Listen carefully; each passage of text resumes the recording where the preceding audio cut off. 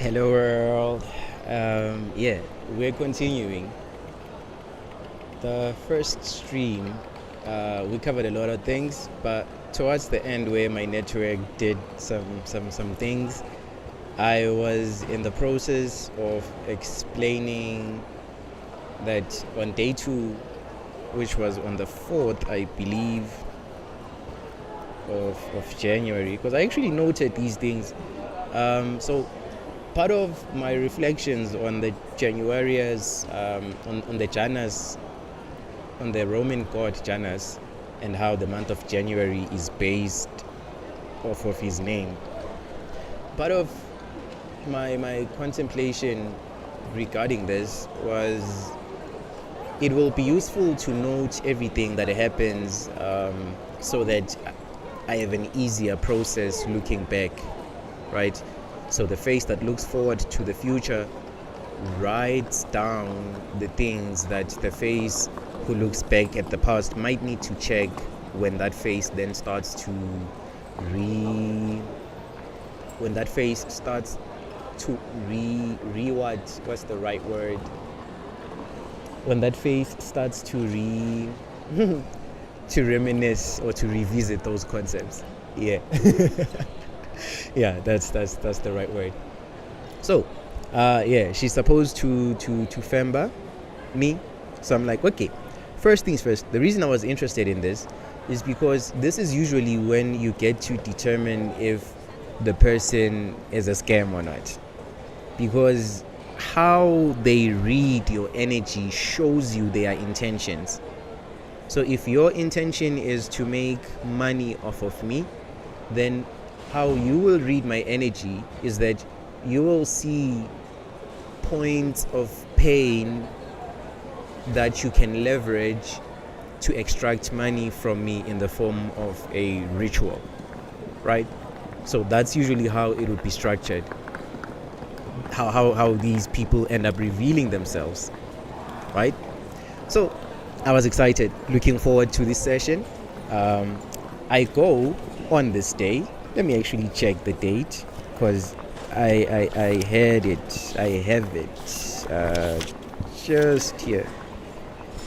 Okay, so oh yeah, on the 3rd, there's something I didn't mention. On the 3rd, I met a friend. His name is Samuel. Samuel also likes to introduce himself as Tupac Waseti Kloof, because apparently he looks like Tupac, and he does to an extent. Semi's meeting on the 3rd was weird in the sense that when he met me, I remember having walked outside. In my head, the question I was contemplating was, do I know God? And the reason I was contemplating this question is because when you look at the numbers, 1, 2, 3, 4, 5, 6, 7, 8, 9, 10, they show you that there is a universe of information fields that exists, right? So the number 1 can be shown by one book, one person, one voice, and the number 2 can be shown by 2 people, 2 voices, and so on, right? But the objects that show you the number 2, even if they stop existing, the number 2 will still exist, right? Now, this entity that we call God, the one who is all powerful, all knowing, and present at every time, that entity, it exists in the realm of numbers, right? And when you enter into this realm, you see that the narrative that this reality has followed isn't necessarily the one it has to follow. Do you understand? It's like, yes, the chips have fallen this way that they have fallen, and we call it our history, but it wasn't a must, it wasn't a necessity. It could have gone in any other pathway, right? So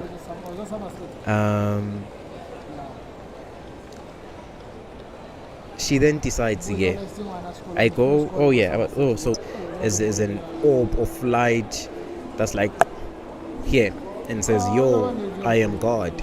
The entity might not do that, but it is present in everything. It is present through me and through you, through the words and the things that we do. So the omnipresence, the omniscience, the omnipotence is everything that anyone who has ever professed to be spiritual knows to be true. For example, I know omnipresence through a psychedelic experience of dimethyltryptamine. I know omniscience through a psychedelic experience of dimethyltryptamine. I know omnipotence through lysergic acid diethylamide, because dimethyltryptamine doesn't really emphasize the potency, but lysergic acid diethylamide does. So omnipotence, omnipresence, omniscience, these are fields that can be contemplated, understood, all-knowing, because there's things Yahweh doesn't know. There's times when Yahweh's power is limited, and Yahweh needs to kill his son in order to forgive you. So no omniscience there, no omnipresence, no omnipotence. Ne? The cognitive dissonance of having the true understanding of the true God and Yahweh's rhetoric embedded in my head, because Yahweh always says that he is the true God. Yahweh will claim he is all powerful, and then he's gonna tell you he's jealous, which shows a lack of power. No all powerful entity is capable of jealousy, but leave it there. Is capable of jealousy, but leave it there. I'm not inviting mental gymnastics from the Christians. I have spent many years doing mental gymnastics on myself. I was just noting this in passing to say that you cannot claim omnipotence and be jealous at the same time. By definition, this is not possible, right? So, fine. We go back. She decides to read. Oh yeah, so I met Usemi then. Semi, when he meets me, he says to me, he doesn't ask me. He comes to me and he says to me, you know God. You know God. And I'm like, this nigga, what do you mean, dog? I'm out here contemplating that what if he doesn't exist? As like, why doesn't he just peer through the veils and unleash himself in his... Okay, but I know why, because I'd be consumed, because this is true, like omnipotence. So that's how I met Usemine on the 3rd. So yeah, let's fast forward here. On the 3rd also, so I met Usemi earlier on the 3rd, this is when I meet Unkazimulo, and we go to Makosetive, and then the day of the reading is the 4th of January. Session was supposed to start at 11. We started at 1 p.m. and she had some bombs for me.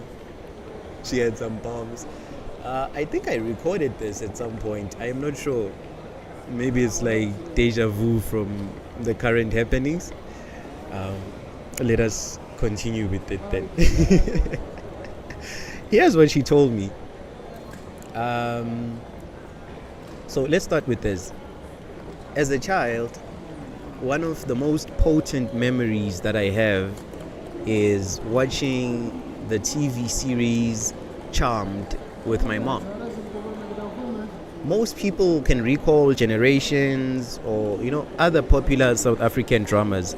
But the one thing my mom paid so much attention to, that when I also paid attention to it, I felt like we were in the same universe for that moment of entertainment, was with Charmed. Like, we could watch Generations with my mom, but she wouldn't be as absorbed as she was when we were watching Charmed.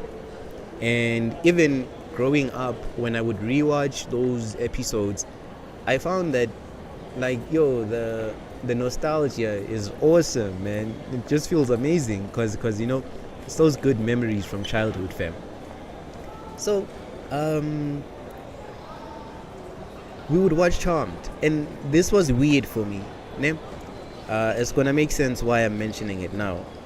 Okay, actually, I'm mentioning it because Makosa TV pulls through, and she's like, during the session. So I'm not gonna do a play-by-play of the progression of time during the day when she was doing the process, but instead, I'll just cover everything from a retrospective perspective.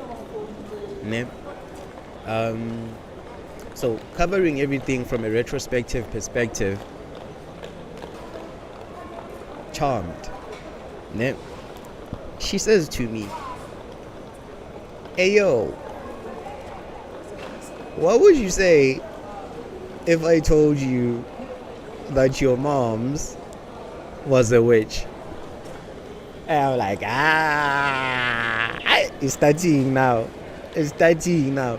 Because usually when they try to manipulate you such that they can give you, usually these people will try to manipulate you such that later on they can tap into your pocket, right?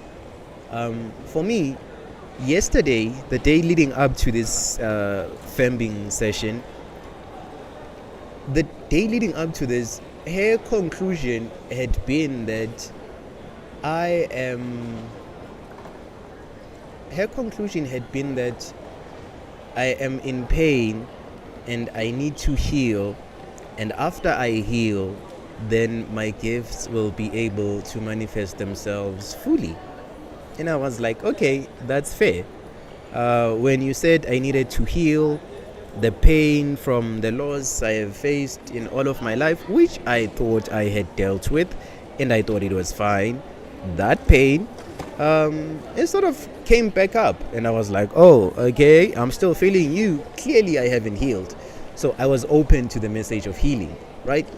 And then the session that we were now doing was supposed to facilitate that healing process. So I'm like, okay, cool. Then she starts again. She says, what would you say if I told you your mom was a witch or your grandma was a witch? And I'm like, well, I can entertain the idea, just off of the charm thing alone. Like, for me, that was very weird. Firstly, you have to understand, it was around 2003, 2002, 2001 when we watched these episodes, maybe a little bit into 2004, because she passed away around April of 2004. So in the years that we watched this, even though Charmed was playing on TV, Wicca wasn't what it is today. Today, Wicca is a religion in Europe.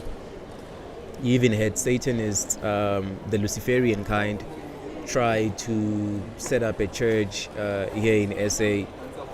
So things are fairly. It's a new world order we are living in. As someone who was alive before the year 2000, I was around 5 years old in 2000, but I grew up leading up to 2000, which was supposed to be the end of the world, as people used to. There were people in the streets when I was a child professing the end of the world, in the sense that you are now used to seeing in cartoons. That was a very real part of my reality experience.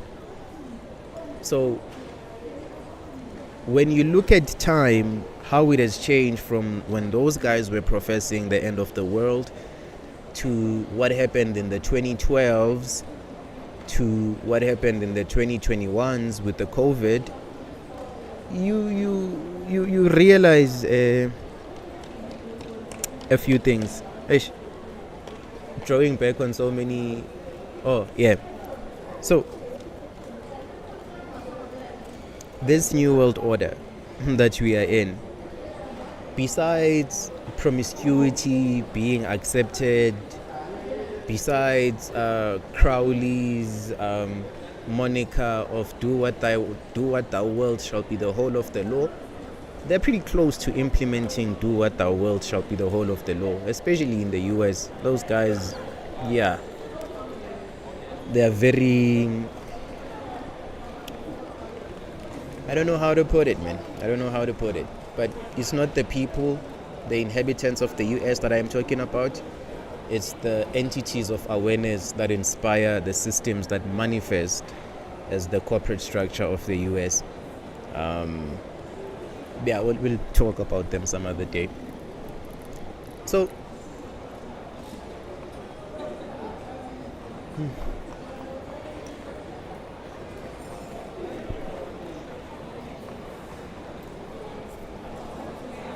now, okay.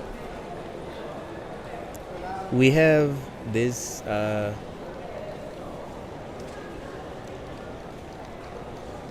this is pretty cool. I'm seeing some mosques. I'm not seeing any Rudraksha though. They look like Theravadins, I think, or if anything's visible to an extent.